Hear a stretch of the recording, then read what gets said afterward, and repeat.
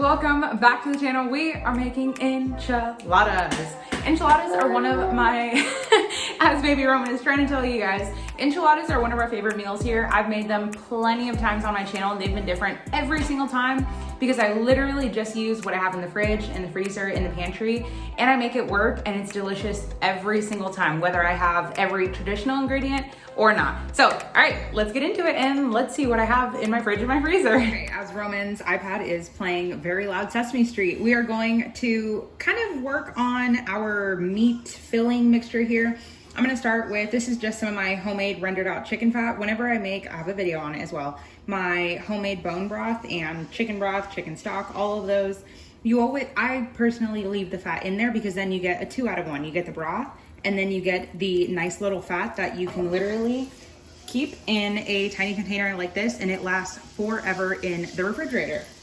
And you can even freeze it as well. And let me just tell you guys, if you were to go and buy this, so for this recipe, do not go out and buy chicken fat, make it yourself. And if anything, just use olive oil. So we're just gonna let that heat up a little bit. It's super nice and warm and it gives everything a nice chickeny flavor. Of course, these are beef enchiladas, but I mean, they could be chicken. Then you guys know, talk about it all the time. I pre-chop my own onions so that it makes dinner a lot quicker. Okay, we're getting some poppage here. I'm gonna add in what would be like 1 medium chopped onion. And a little bit more. Okay, that's pretty good. Maybe 1 large onion. But we are going to sweat these out and in a sense, we're gonna lightly caramelize them. Oh, as Roman is sneezing. We're just gonna let me do some chef moves for you guys. You guys ready? Anyway, we enough showing off, Amber.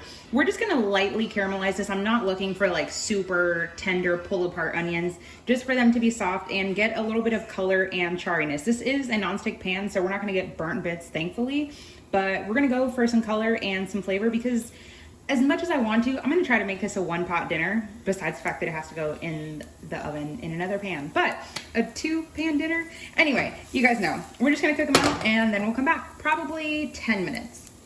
Then once your onions look pretty nice like this, you could go a little bit darker, but I think we've got enough flavor here. Then I'm gonna add, this is 8 ounces of ground beef. Feel free to, Roman is just singing in the background. Feel free to use a 16-ounce pack, but I'm gonna stretch this a little bit because why the heck not? So we're just gonna cook this until it is nicely brown, just over like a medium heat. The reason I like to do the onions first rather than the beef and then the onions, or you could even use ground chicken, ground pork, however you'd like, is because this way you don't get any raw onion taste. I mean, I love raw onions like on a burger, but just whenever it's mixed into something and you're expecting everything to be super smooth, it's just not when you do it the other way. So that's why we're gonna do it this way. And we're just gonna go, did you guys see that piece of meat fly out? We're gonna go until everything is nicely brown and we're just gonna bring it all together. I like to wait to kind of render out some of the fat before you add anything else. So then that way you can see if you need to drain some of it or not. Sometimes it doesn't give you that much fat. This was 85-15. Okay, that only took a couple of seconds. Our meat is about 99% of the way cooked, just a couple little spots.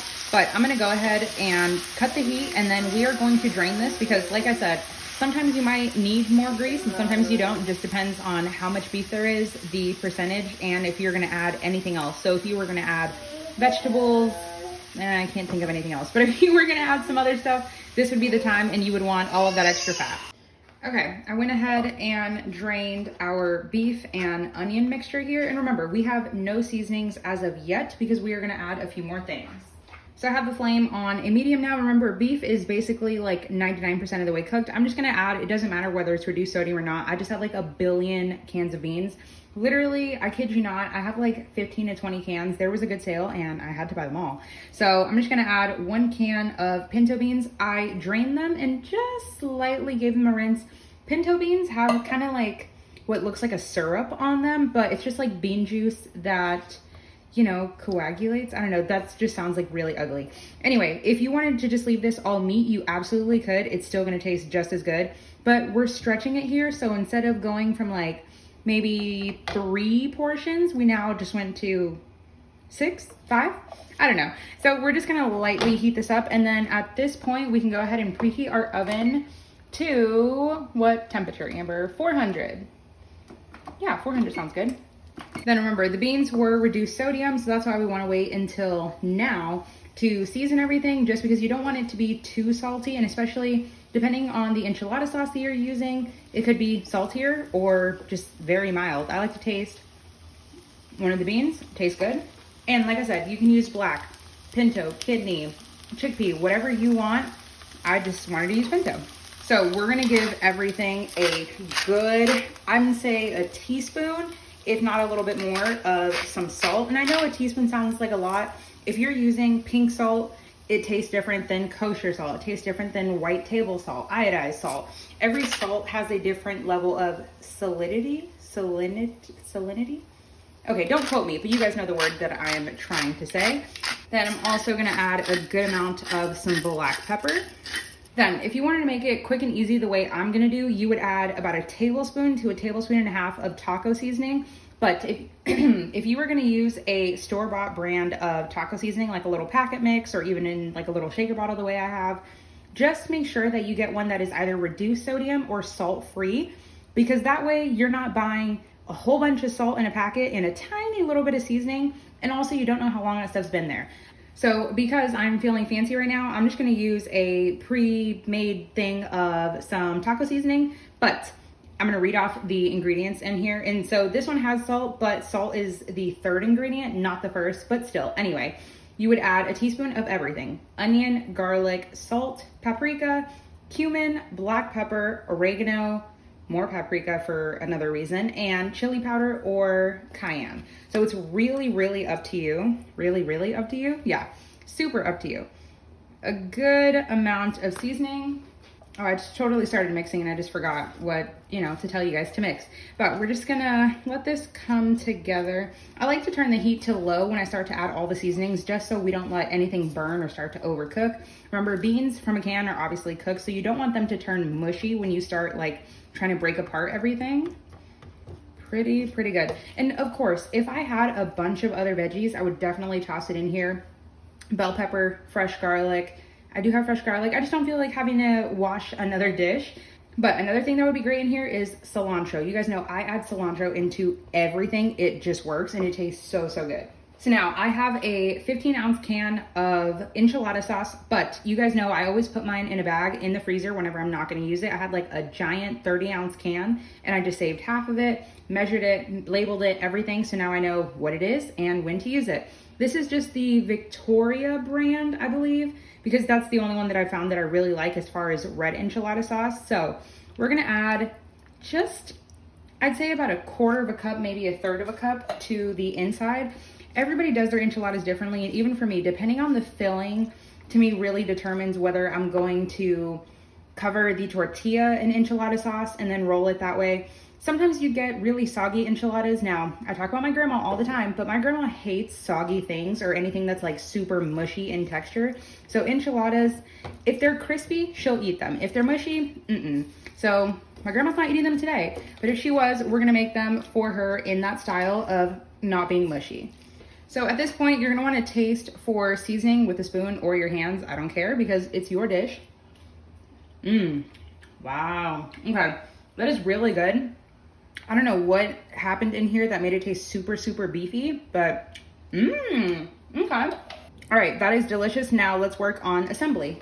Okay, actually, before we talk about assembly, I'm just gonna add about a tablespoon of this.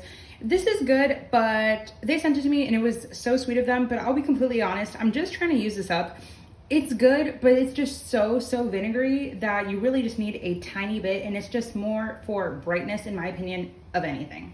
Okay, so I'm just gonna take, this is an 8x8 pan. There's only, you guys know, it's just Brad, me, baby Roman. So it's just 2.5 people, 3 people. So we don't need a ton of them, but I will tell you, if you do make a big old tray, they are incredible as leftovers, but yeah.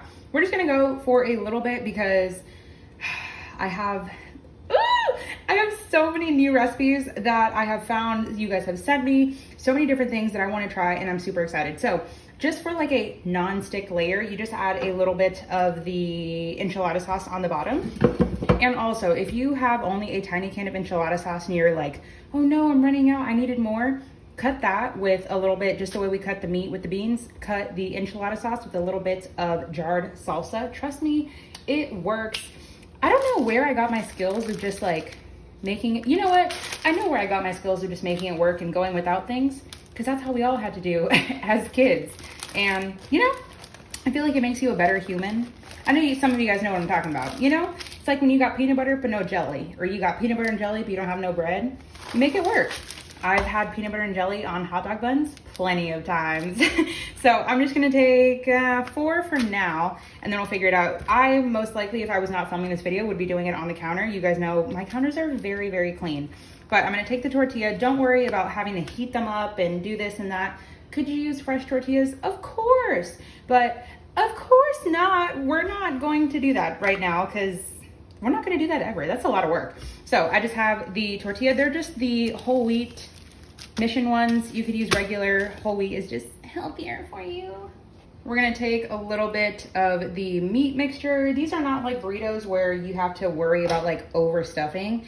And I mean, you could overstuff or you could not overstuff. You just see me making a big old mess here. I should have brought the pan closer, but I'm afraid to get like countertop ring burns of like a pot. Then I just have a block of extra sharp cheddar cheese. This is just commissary brand, nothing too fancy. You can even do the Mexican pre-shredded thing, but you guys know it's just cheaper to buy the block and then grate it yourself.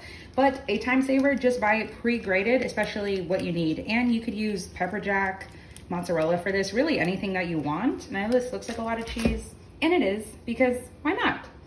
It's technically free because I already paid for it, right? Okay, so we're gonna do this for all of them. Just load it up with some cheese. You could tuck, yeah, nah, let's not tuck the sides in. I like to go all the way. Okay, that was a big, that's a flop. My camera died, and by camera, I mean my iPhone that I film on. So I just wrapped it and rolled it. I'm gonna do it for the rest of them. I probably will be able to get 4 more in here, but like I said, just double the mixture or do what I'm doing and use smaller one. Obviously, these are not really like enchilada size. These are kind of like burrito sized in a sense. So you would really want to use these smaller ones. And just because I'm using flour, whole wheat flour, you could use the corn ones. Corn, definitely a lot more traditional, but your girl likes flour. So I'm gonna do this for like the next 7,000 minutes of my life, and we'll come back. Okay, we finished rolling these. I definitely thought I could get 5 in there, but these are pretty like, well, I guess they are beefy, but they are pretty thick in there because why not? I'm gonna take the rest of our enchilada sauce. This is not warm, it's just by now it's like room temperature. But like I said, we are going for sauciness, but we are not going for sogginess. I know some of you guys are like, well, isn't this gonna make it soggy? No, because we are adding just enough to give it extra flavor on the outside. You guys can see I kind of leave the ends naked because I like the nakedness. And then the rest of the sauce, you could obviously freeze this, add it into your meat mixture. There's a lot of different things you could do with enchilada filling. Personally, I just like to freeze the filling all together. So then that way, the next time you want to make it, you can make an enchilada style burrito or whatever else you really want. So before I like to add the cheese, because the cheese on top melts super, super quickly, I just like to pop all of this in the oven, no foil, no nothing, for about 5 minutes. Everything was already semi-warm, but I just want it to be piping hot. So we're gonna let it go for 5 minutes at 400. Okay, I actually let everything go for 10 minutes. Now we're gonna grate with some cheese on top, as much or as little as you want, and let it go until it's melty, about 4 minutes.